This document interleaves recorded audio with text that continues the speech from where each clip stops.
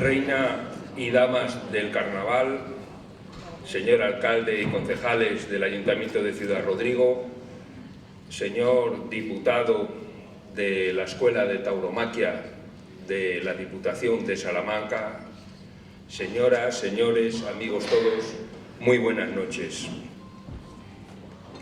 En los fríos inviernos de Castilla llegaban a Ciudad Rodrigo multitud de muchachos con el ansia de ser toreros para buscar la oportunidad de dar unos lances en el Carnaval del Toro y en los tentaderos de las ganaderías de la comarca. Estos maletillas, carentes de los más elementales medios, son acogidos en el café moderno por el Bolsín Taurino Mirobrigense, que les facilita comida caliente, el pajar de alivio para dormir, información sobre tientas, herraderos y encerronas, y lo que es más importante, se realiza un concurso de aspirantes a fenómeno, inicialmente con toreo de salón y seguido de toreo con vacas. Así iniciaba la proclamación del triunfador del Bolsín Taurino en el café moderno el patriarca y fundador Abraham Cid Jiménez. Hoy los aspirantes a fenómeno siguen llegando, pero con los mejores medios. Ya no existe el café moderno, ni la figura del maletilla, ni los antiguos bolsinistas. Los tiempos pasan y cambian, y el reto del Bolsín es adaptarse a las épocas actuales, pero manteniendo su inicial filosofía de potenciar la fiesta nacional, ayudando a los que empiezan. Estamos en la 67 temporada. Las tiendas de selección han concluido con un altísimo nivel, tanto de los novilleros aspirantes como de las vacas y novillos que han aportado los ganaderos bolsinistas. La familia del Bolsín sigue aumentando con un nuevo miembro, Manuel Santos Jerez, hijo y nieto de bolsinistas, es la tercera generación. También la familia bolsinista de ganaderos aumenta con la incorporación de los siguientes ganaderos: Ignacio López Chávez, Domingo López Chávez, Victorino Martín y Alberto González Prado. Y previo al pregón del Bolsín vamos a realizar la proclamación del triunfador y finalistas de la 67 temporada del Bolsín Taurino. Los finalistas que torearán el domingo de carnaval, cuyo orden será por sorteo, y que han sido seleccionados por los miembros del jurado del Bolsín: Andrés Sevillano Castaño, Miguel Ángel de Elías Álvarez, Manuel Santos Pérez y Miguel Ángel Flores. El orden es genérico para los cuatro, pero en primer lugar, Sergio Domínguez Pérez, de Barcarrota, Badajoz.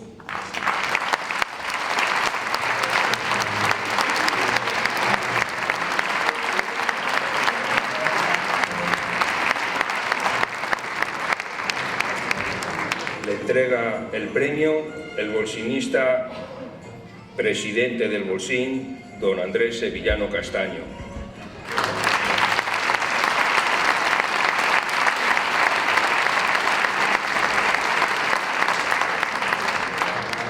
Iker Fernández Aliagas, de Salamanca.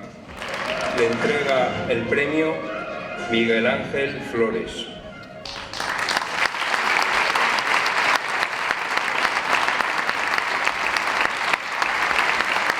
Cristian Galeano Cid, de Junquera de Henares, Guadalajara. El premio La Dama del Carnaval 2023, la señorita Raquel Herrera Hernández.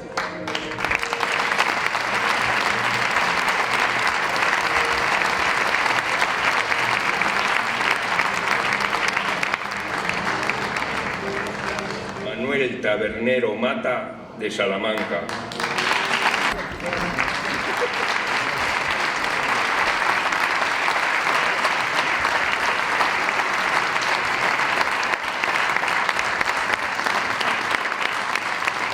El triunfador de la 67 temporada del Bolsín Taurino Mirobrigense, Samuel Navalón Blanco, de Ayora, Valencia.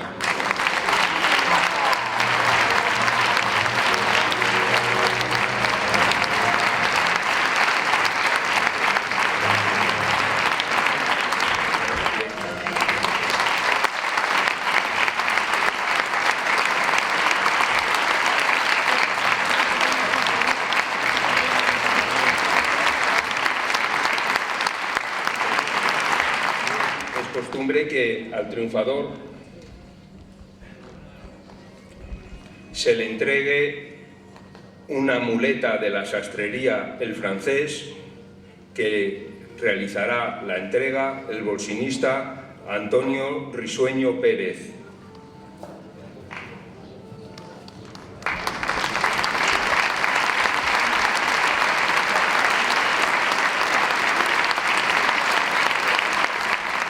Final con novillos, por votación del público asistente, se le ha otorgado el premio al novillo más bravo de la tienda final al ganadero don Alberto González Prado, que le hará entrega del premio el bolsinista Miguel Ángel de Elías Álvarez.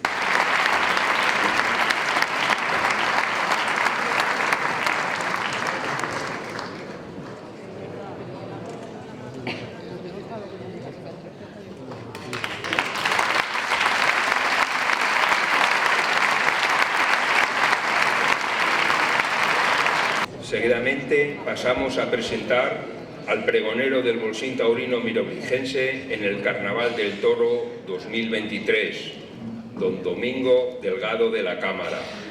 Es licenciado en Derecho y ha ejercido de procurador de los tribunales. Aficionado a los toros desde la infancia, abonado a la Plaza de Madrid desde el año 1981. Actualmente es abonado también de Pamplona, Bilbao, San Sebastián, Azpeitia, Salamanca y la Feria de Novilladas de Arganda del Rey. Presencia en directo, más de 100 festejos al año. Crítico taurino del diario Metro 2008, desde 2008 a 2010, colaborador de COPE, Onda Cero, Es Radio y otras radios durante más de 20 años, colaborador del canal Toros de Movistar Plus desde 2015 a la actualidad y director y creador del programa en YouTube El Toro por los Cuernos desde octubre de 2017. En este programa es de destacar que tiene más de 15.000 suscriptores y bastantes programas han superado las 300.000 visualizaciones. Ha escrito los siguientes libros de temática taurina: Revisión del toreo, Avatares históricos del toro de Lidia, Del paseillo al arrastre, Entre Venus y Marte, breve historia crítica del toreo, Homenaje a Joselito en el centenario de la tragedia de Talavera, La otra vida de Joselito, Historia de una rivalidad Robles y Capea, y recientemente Atanasio Fernández, creador de un encaste. Domingo Delgado de la Cámara tiene una extensa cultura no solo taurina, sino general, siendo un profundo conocedor de la historia de España y de la historia contemporánea de Europa, además de arte y literatura.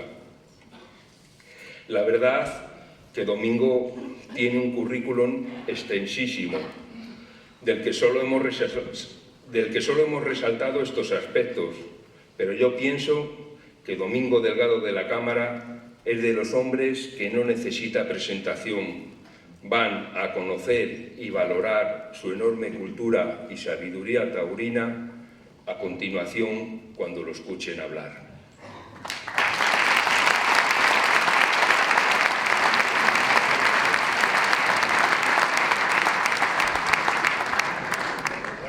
noches, señor alcalde de Ciudad Rodrigo, señor diputado, señor concejal, señor presidente del Bolsín Taurino, amigos todos. Para mí supone un enorme placer ser el pregonero del Bolsín Taurino de Ciudad Rodrigo, porque yo a Ciudad Rodrigo vengo viniendo desde hace más de 30 años, atraído por el célebre Carnaval del Toro, que es una fiesta única en el mundo y que, desde luego, quien viene a Ciudad Rodrigo repite año tras año porque, como digo, es única. Y además tengo una gran satisfacción en ser pregonero del Bolsín porque les ha dicho José Ramón, gran amigo, que sí, que soy licenciado en Derecho, que he sido procurador de los tribunales, pero mi auténtica vocación son los toros. A mí lo que de verdad me gusta son los toros. Por lo tanto, siempre tengo una gran preocupación por el futuro de la fiesta y tengo siempre un gran interés por ver a los novilleros.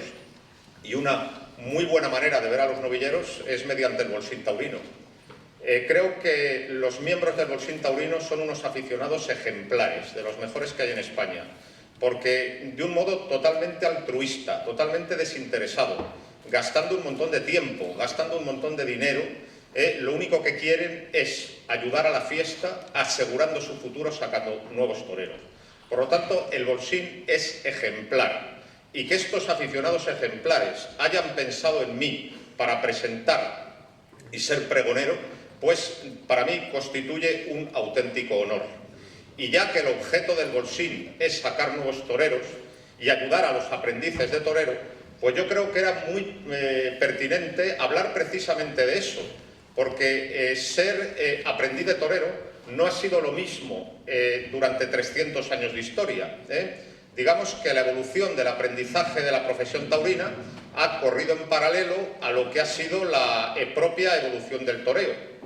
Y por tanto creo que es interesante hacer un repaso histórico para que vean ustedes cómo ha ido evolucionando pues lo que es el aprendiz de torero. Y entonces vamos a empezar por el reinado de Carlos III. Carlos III es rey de España pues en la década de los 70 del siglo XVIII, y en la década de los 70 del siglo XVIII la corrida de toros a pie profesional se ha constituido ya como un espectáculo de masas que arrastra a muchísima gente. Y en ese momento están las tres primeras figuras del toreo, de la historia del toreo a pie profesional, que son Joaquín Rodríguez Costillares, Pedro Romero y José Delgado Pepeillo. La verdad es que representan tres arquetipos que luego se han ido repitiendo a lo largo de todas las generaciones de toreros que han ido apareciendo. Costillares representa el arquetipo del torero artista, inventor de la Verónica y del volapié, pues es un torero fundamentalmente que brilla en la realización de las suertes. Pedro Romero representa al torero poderoso, un hombre que somete a los toros de modo férreo y los mata de estocada recibiendo. Y Pepeillo representa el torero valiente, que no tiene un gran arte, no tiene un gran poder delante de los toros, pero tiene al público con él porque se arrima y porque hace pasar a los espectadores emociones fuertes. Por lo tanto, desde ese momento, como digo, tenemos los tres arquetipos. Y el primero de los tres que aparece es Costillares. Costillares es el primer torero que se hace millonario matando toros. Es el primero que tiene unos emolumentos muy elevados, gana mucho dinero. Y también es muy importante porque es el primero que logra la preterición de los picadores. Hasta ese momento los picadores intervenían cuando querían en la corrida. Es Costillares quien les obliga solo a intervenir cuando él quiere, al principio de la lidia. Y además lleva una cuadrilla de banderilleros que le respetan como jefe y que están siempre atentos a sus indicaciones. Por lo tanto, la cuadrilla de toreros se ha consolidado. Y en todo este mundo, ¿cómo se incorporaban los que querían ser toreros a la profesión? Pues primeramente lo que hacían era dar tumbos por las capeas.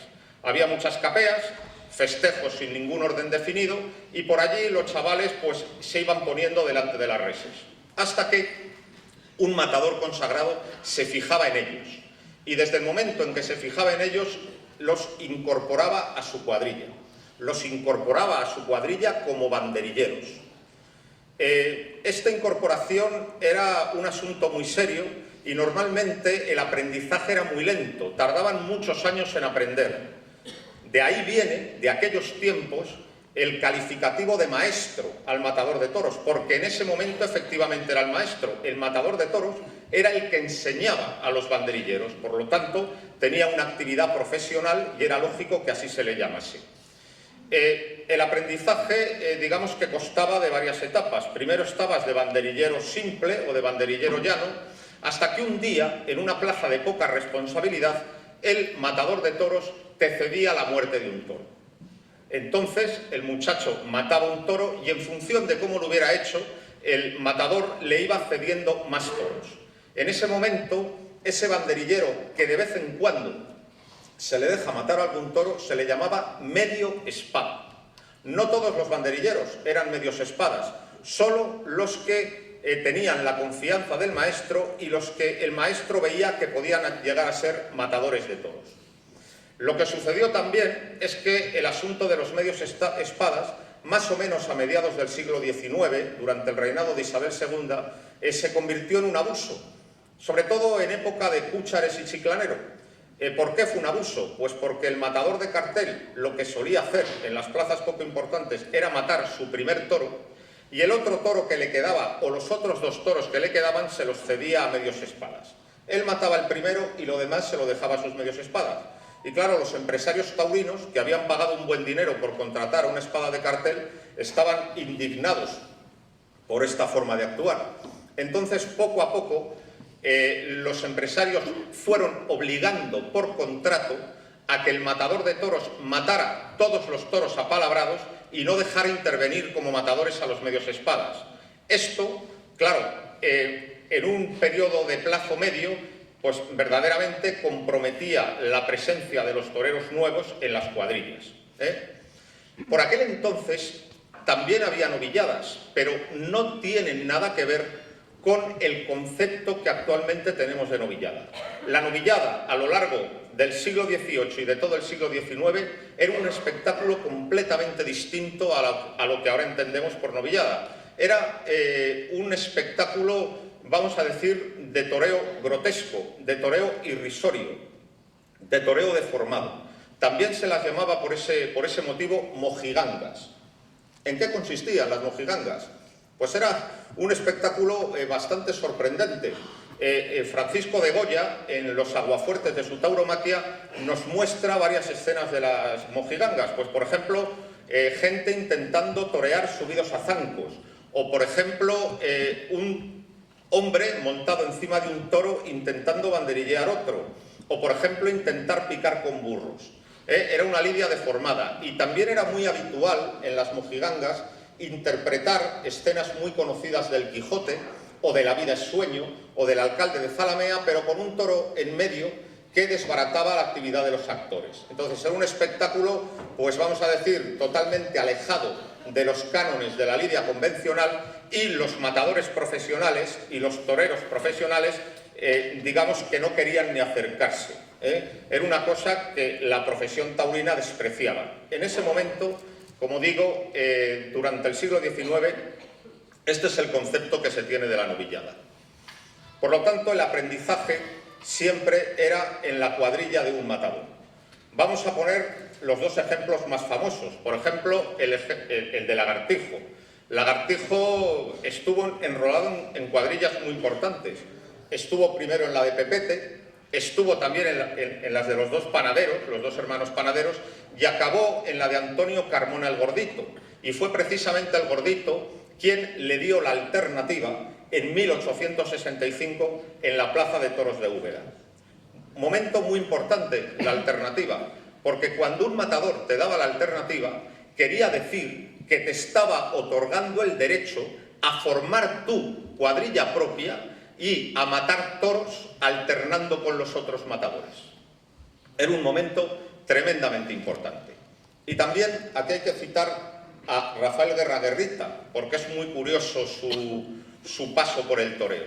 Guerrita banderilleaba de una forma tan prodigiosa que tenía deslumbrados a los públicos, y estaba enrolado en la cuadrilla de Fernando el Gallo, que andando el tiempo iba a ser el padre de los muy célebres Rafael el Gallo y Joselito. Pues bueno, Fernando el Gallo era un torero que no tenía mal estilo, pero mataba muy mal, que eso en esos tiempos era un pecado bastante grave, y también era bastante frágil de genio.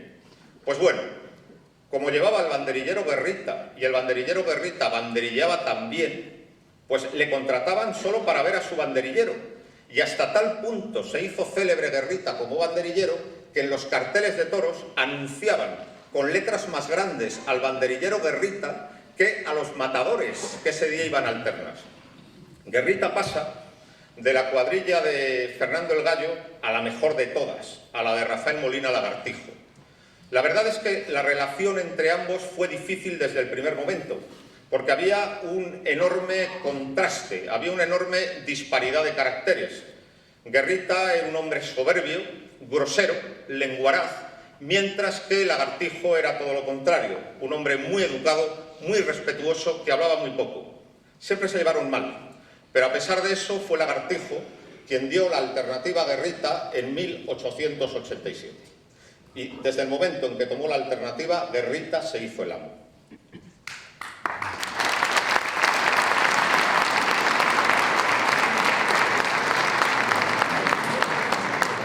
Pero mientras en ese momento, en los primeros años de la década de los 80 del siglo XIX, cuando Guerrita está enrolado en la cuadrilla de Lagartijo y se llevan muy mal ante la muy divertida mirada de Frascuelo, que era el rival de Lagartijo, en ese momento, en esos primeros años de los años 80 del siglo XIX, ha pasado una cosa muy importante, que va a tener una gran proyección en el futuro.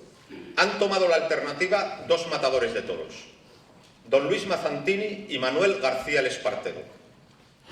¿Qué tienen de distinto estos dos matadores de toros? Que son los primeros novilleros. El Espartero, en los muy primeros compases de su carrera, todavía fue de banderillero en alguna cuadrilla, pero don Luis Mazzantini nunca fue banderillero. Es el primer matador de toros que no es banderillero, que ha sido novillero, porque las novilladas habían empezado a transformarse. Aquel modelo del que ya he hecho referencia, de interpretar una escena de la vida es sueño con un toro, vamos a decir, desbaratando la representación, o aquello de pues picar con zancos y cosas de esas, aquello ya había aburrido al público de lo mucho que se había repetido. Entonces, los empresarios de novilladas empezaron a poner a chavales que querían ser toreros a matar algún toro para intentar dar aliciente al festejo. Y los primeros novilleros que surgen son el Espartero de la Plaza de Sevilla y don Luis Mazzantini de la Plaza de Madrid. Por cierto, cuando toman la alternativa, todos los aficionados veteranos dicen de ellos que el Espartero es muy torpe. Bueno, hasta tal punto es torpe que le acabará matando un toro de Miura. Y dicen que don Luis Mazzantini mata muy bien, que es una cosa muy importante en ese momento, pero también dicen que es un torero que, aparte de matar, en lo demás es nulo. Y dicen, claro, todas estas limitaciones y todos estos defectos los tienen porque no se han formado como banderilleros en una cuadrilla de un matador. Mientras tanto, Guerrita, que es quien manda en ese momento, los pasa por encima, porque Guerrita lo era todo. Poderoso con los toros, muy buen banderillero, muy variado en el repertorio, les podía siempre.